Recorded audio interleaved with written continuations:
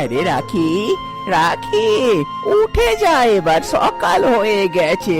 এই নে তোর জন্য চা নিয়ে এলাম, তাড়াতাড়ি খেয়ে নিস, আমার অনেক কাজ আছে, তাই গেলাম, এবার উঠে যা। রাখি বিছানায় শুয়েছিল। তার মা কল্পনা দেবী এসে চাটা রেখে সেখান থেকে চলে যায়, কিন্তু রাখি উঠে না, শুয়েই থাকে। কল্পনা দেবী নিজের কাজ সারার পর কিছুক্ষণ পর আবার আসে, রাখিকে না দেখতে পেয়ে ঘরে এসে দেখে রাখি শুয়েই আছে, চাটা যেমন ছিল তেমনই রাখা আছে। হ্যাঁ রে রাখি, এখনো উঠিসনি? কি ব্যাপার তোর, শরীরটা ঠিক আছে তো? মা, একটু কপালটা ঝিনঝিন করছে, ভালো লাগছে না, গা হাত পায়ে ভারী ভারী পাড়া লাগছে, উঠতে মন করছে না, পরে উঠছি আমি, একটু শুতে দাও। এ কি বলছিস রে তুই? তোর লক্ষণগুলো ঠিক লাগছে না আমাকে। না না, এরকম করলে হবে না, গা ফেলতে দিলে এক্ষুনি ডাক্তার মশাইকে ডেকে পাঠায়, চেক আপ করলে সব জানা যাবে। কল্পনা দেবী সেখান থেকে চলে যায়, আর এইদিকে রাখি বিছানায় শুয়ে থাকে। কিছুক্ষণ পর কল্পনা দেবী ডাক্তার মশাইকে নিয়ে আসে, তার সঙ্গে রাখির বৌদি শিলাও চলে আসে। এ কথা জানার পর কি রাখির শরীর খারাপ, ডাক্তার এসেছে। হ্যাঁ রে রাখি, কি হয়েছে তোর? তো বলিসনি তো আগে থেকে যে তোর শরীর খারাপ, ডাক্তার মশাই এসেছে, কি হয়েছে তোর, বল আমাকে। আরে শিলা বৌমা, এক্ষুনি জানতে পারা যাবে, ডাক্তার মশাই চেক করে নিশ্চয়ই বলবে। আপনি যান, একটু দেখুন তো আমার মেয়ের কি হয়েছে। হ্যাঁ হ্যাঁ, এক্ষুনি দেখে বলছি, দাঁড়ান, চেক আপটা করে নে একটু ভালো করে। তারপর ডাক্তার মশাই ভালো করে রাখিকে চেক আপ করতে লাগে। চেক আপ করার পর যা জানতে পারে, তারপর কি গো ডাক্তার মশাই, কি হয়েছে আমার মেয়ের? এই রকম শুয়ে পড়ে আছে, পা ভারী ভারী, মাথা ঘুরছে, আবার কি হয়েছে কি জানতে পারলেন কি? হ্যাঁ, জানতে নিশ্চয়ই পারবো না, আমরা ডাক্তার। খুশির খবর, আপনার মেয়ে গর্ভবতী, এই জন্যই এই সব লাগছে ওর শরীরে, শরীরটা একটু অসুস্থ, তাই ওর ধ্যান দেবেন। খুশির খবর হচ্ছে তো, আমি আসি। ডাক্তার মশাই সেখান থেকে চলে যায়, আর এ কথা শোনার পর কল্পনা দেবী এবং শিলার মাথায় যেন পাহাড় পড়ে। হ্যাঁ রে হতচ্ছাড়ি মেয়ে কোথাকার, তুই কোথা থেকে মুখ কালো করে এলি রে? এই বয়সে তোর বিয়ে হয়নি আর তুই গর্ভবতী, ছি ছি ছি ছি, পাড়ার লোকে কি, ঘর থেকে যদি এ কথা কেউ জানতে পারে তো কি বদনামি হবে আমাদের, বল তো? এ কি কাণ্ড করে ফেললি রে? আমাদেরকে নয় আগে বলতিস, এরকম কাণ্ড করার আগে তোর বিয়ে দিয়ে দিতাম। এই বয়সে ছি ছি ছি, আমার নাকটা কাটা গেল, এবার কি যে হবে?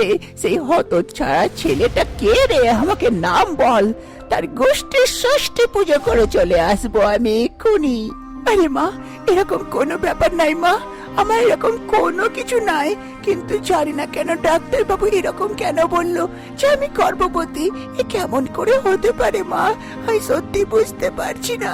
বুঝতে পারছিস নাকি ন্যাকামো করছিস? দুই চর দেবো এক্ষুনি গালের ওপরে, ঠিক সব মনে পড়বে।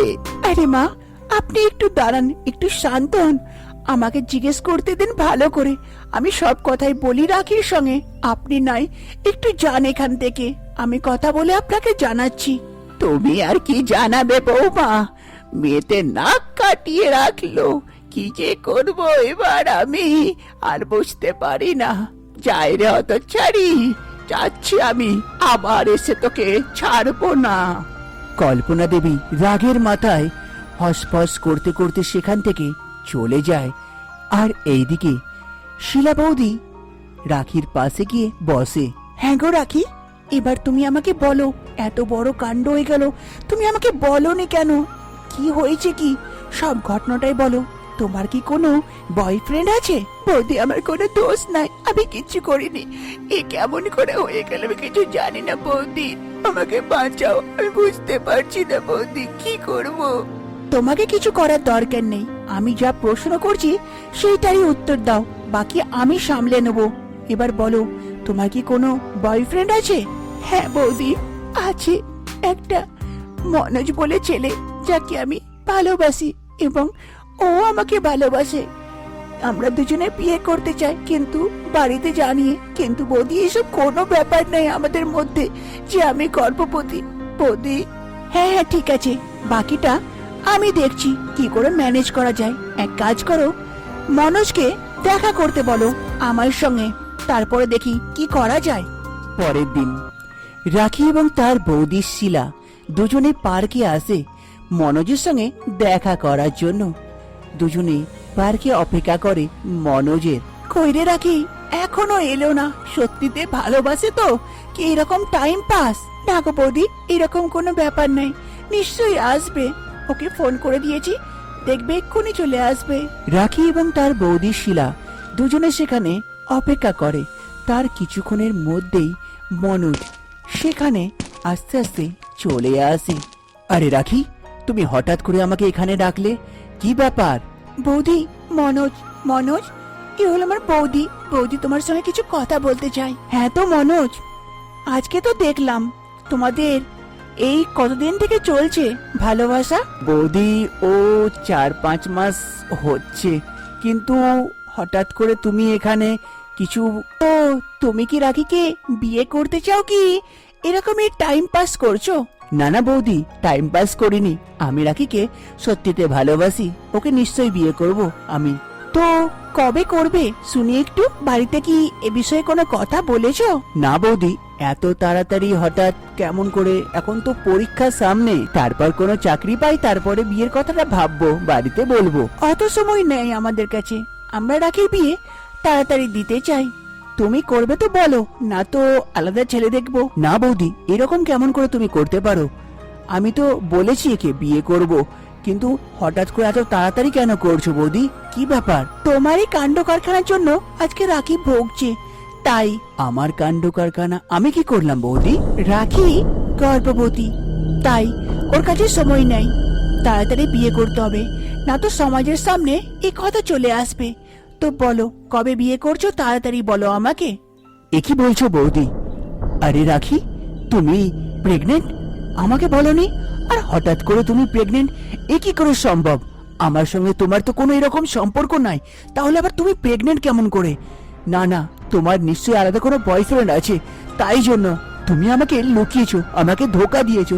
ছি ছি ছি রাখি, আমি কোনোদিনও ভাবিনি যে তুমি আমাকে ধোকা দেবে এমনি করে। না মনোজ, আমি তোমাকে ধোকা দিইনি, সত্যি কথা, আমি তোমাকেই ভালোবাসি মন থেকে, আর কাউকে না, কোনো ছেলেকে এই নজরে দেখি শুদ্ধা না, কিন্তু আমি জানি না কেমন করে হয়ে গেছে।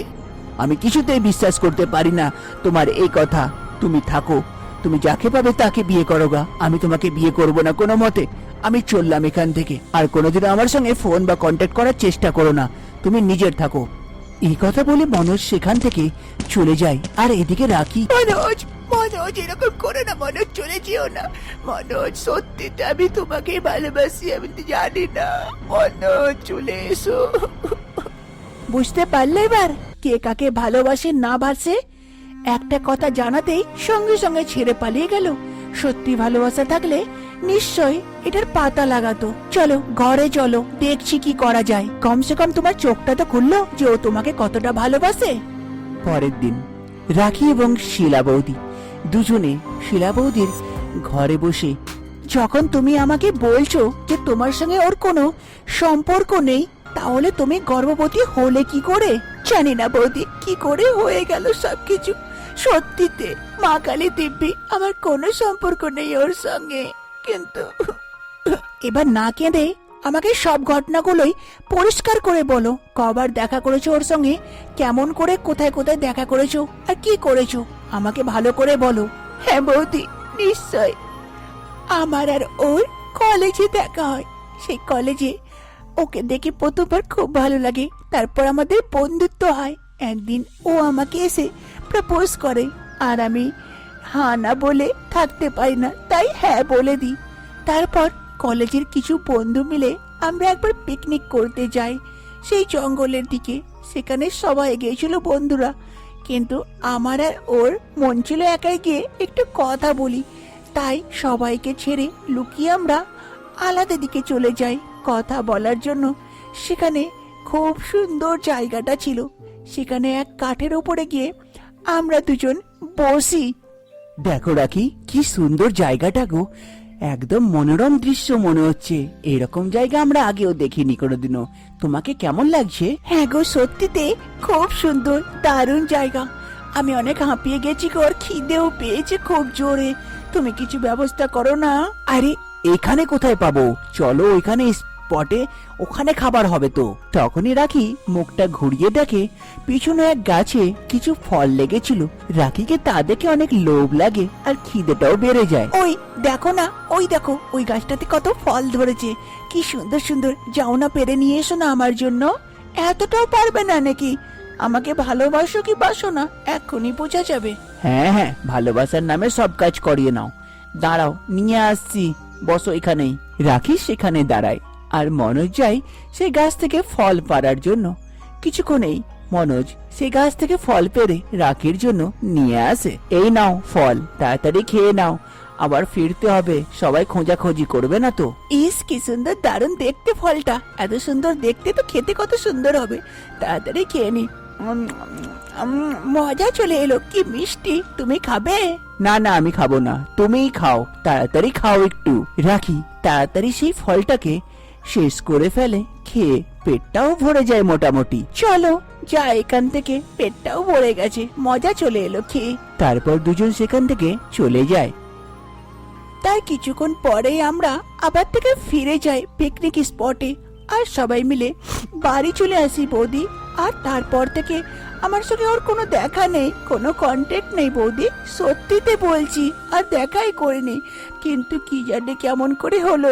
তুমি সত্যি বলছো? এই কথা যাতে এক ফোঁটাও মিথ্যে নয়, ভালো করে ভেবে নাও, তবে আমাকে বলো। হ্যাঁ বৌদি, এই কথা একদম সত্যি, এক ফোঁটাও মিথ্যে নাই। ঠিক আছে, তাহলে কালকে আমরা বাইরে যাব কোথাও, ঠিক আছে? তৈরি থেকো। কোথায় বৌদি? সেটা তুমি ওখানে গিয়ে জানতে পারবে। এবার এই কথা কাউকে বলো না। এবার যাও, ঘরে গিয়ে আরাম করো গা। তারপর রাখি সেখান থেকে চলে যায়। আর এদিকে শিলা বৌদি, মনে হচ্ছে যেটা আমি ডাউট করছি সেটাই সত্যি হতে পারে, কালকেই জানা যাবে সব। পরের দিনই সময় মতন শিলা বৌদি নিজের ননদ রাখিকে নিয়ে বড় এক হাসপাতালে এসে পৌঁছায়। সেখানে গিয়ে ডাক্তার মশাইকে সব কথাই খুলে বলে। ডাক্তার মশাই শোনার পর, হ্যাঁ বুঝতে পারলাম সব কথাই, কিন্তু চেক আপ না করলে বলা যাবে না, চেক আপ করতে হবে আগে। এসো, তুমি এসো, তোমার চেক আপটা করে নি আগে, তারপরে সব কথা বলবো। তারপর ডাক্তার সাহেবা রাখিকে নিয়ে সেখান থেকে চলে যায় চেক আপ করার জন্য। এইদিকে ডাক্তার সাহেবা রাখিকে আলাদা চেম্বারে নিয়ে আসে, সেখানে রাখিকে শুয়ে যেতে বলে, আর ডাক্তার সাহেবা চেক আপ করে। আর এইদিকে শিলা অনেক চিন্তিত থাকে, কি হবে না হবে, তাই বসে বসে ভাবে। এইদিকে কিছুক্ষণ ডাক্তার সাহেবা ভালো করে রাখিকে চেক আপ করে। শিলা এদিকে বসে বসে ভাবে, তখনই সেখানে ডাক্তার সাহেবা এবং রাখি দুজনে এসে পড়ে। তা দেখে শিলা অনেক চিন্তিত হয় আর দাঁড়িয়ে, আরে রাখি, এসেছিস? ডাক্তার সাহেবা, কি হলো? আমি যা ভেবেছিলাম কি ওটাই সত্যি কি অন্য? আরে না না, চিন্তা করার কোনো দরকার নেই, তুমি যেটা ভেবেছিলে সেটাই সত্যি। ওর এটা ফলস প্রেগন্যান্সি হয়েছে। আপনি যে গল্পটা বলেছিলেন সেই ফলটা খাবার জন্যই এইরকম হয়েছে। জঙ্গলে অনেক রকমের বিভিন্ন রকমের ফল পাওয়া যায়, তা বলে কি আমরা সবটা খাই? না না, ভেবেচিন্তে খেতে হবে। সেই ফলটার জন্য আজকে এর এত বড় অসুবিধাটা হলো। এবার থেকে আগে কোনো কিছু খাবার আগে দেখে শুনেই খাবেন। এবার আপনারা যেতে পারেন, আমি ওষুধ দিয়ে দিয়েছি, সবকিছু নর্মাল হয়ে যাবে কিছুদিনের মধ্যেই। এই কথা শুনে রাখি এবং শিলা দুজনে অনেক খুশি হয়। তারপর দুজনে সেখান থেকে ঘরের দিকে ফেরে। সন্ধ্যাবেলার সময় হচ্ছিল। কল্পনা দেবী অনেক চিন্তিত ছিল, কারণ রাখি এবং তার বৌমা শিলা দুজনেই ঘরে ছিল না, অনেকক্ষণ থেকে বাইরে গিয়েছিল, ঘর বাইরে করছিল। তখনই দেখে শিলা এবং রাখি দুজনে ঘর ফিরে। হ্যাঁ গো বৌমা, আর রাখি, তোরা কোথায় গিয়েছিলিস? সকাল থেকে একবারও পাত্তা নেই। আমি কত চিন্তা করছিলাম। আরে মা, আপনার চিন্তা দূর করার জন্যই আমি রাখিকে নিয়ে গিয়েছিলাম, বড় হাসপাতালে নিয়ে গিয়েছিলাম ওর চেক আপ করার জন্য। কি এটা সত্যি কি ও গর্ভবতী কি গর্ভবতী না? কিন্তু সেখানে গিয়ে জানা গেল যে ও ভুল করে একটা ফল খেয়ে নিয়েছিল, তার জন্য ফলস গর্ভবতী দেখাচ্ছিল। সেটাই, আর ওকে ওষুধ দেওয়া হয়েছে। এবার কদিনের মধ্যে সব ঠিক হয়ে যাবে। আপনার আর চিন্তা করার কোনো দরকার নেই। আর আপনার মেয়ে কোনো ওই রকম বদমাশ না বা খারাপ না। ও যা বলেছে সব সত্যিই বলেছে। এবার তাড়াতাড়ি ওর একটা ভালো ছেলে দেখে তার বিয়ে দিতে হবে। কি রাখি, আমাদের খোঁজা ছেলের সঙ্গে তুই বিয়ে করবি তো? কি আবার অন্য কাউকে খুঁজে রেখেছিস? না গো বৌদি, এরকম কোনো ব্যাপার নাই। আমি কাউকে খুঁজিনি। তোমরা যাকে খুঁজে দেবে তার সঙ্গে আমি বিয়ে করে নেবো চুপচাপ। হ্যাঁ হ্যাঁ, তোর বৌদি থাকতে আর কিসের চিন্তা। ওই দেখবি একটা ঠিক মতন তোর জন্য রাজপুত্র খুঁজে দেবে।